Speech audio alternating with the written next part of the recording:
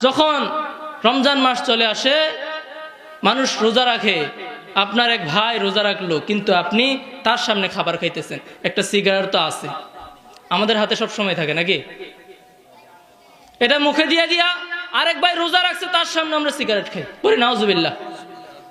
সমাজের মধ্যে চা স্টল গুলা খোলা রাখা হয়, মানুষ যেন গিয়া কি করতে পারে, এখানে গিয়া এই দিনের বেলা রমজান মাসে চা খাইতে পারে, বলি নাউজুবিল্লাহ। হে ভাই, চাওয়ালা ভাইদেরকে বলতেছি, আপনারা যে এই দোকান খোলা রাখতেছেন রমজান মাসে, আপনার জন্য একটা মানুষ রোজা রাখলো না, রোজা ভাঙে আপনার কাছে আসলো, আপনি তাকে সুযোগ করে দিয়েছেন তার রোজা ভাঙার জন্য।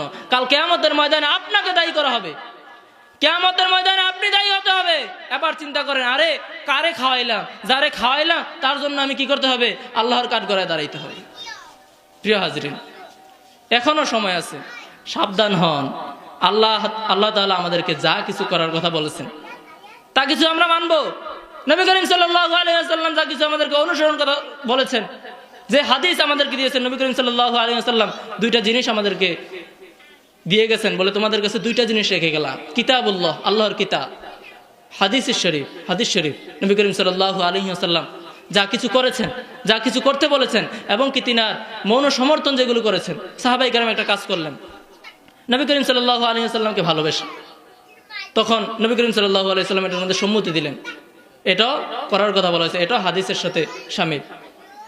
তার জন্য নবী করিম সাল্লাল্লাহু আলাইহি ওয়াসাল্লাম যেগুলো করার কথা বলেছেন আমরা সেগুলো করব।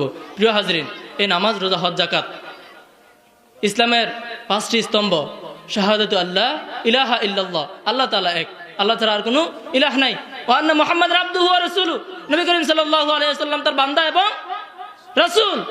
এবং কি বলেছেন, ইকামিস সালাহ, তোমরা সালাত কায়েম করো, ইতাইজ যাকাত, এবং কি যাকাত প্রদান করো, ওয়াল হজ্জ, হজ পালন করো, ও সাওমি রমাদান, এবং কি রমজান মাসে রোজা রাখো।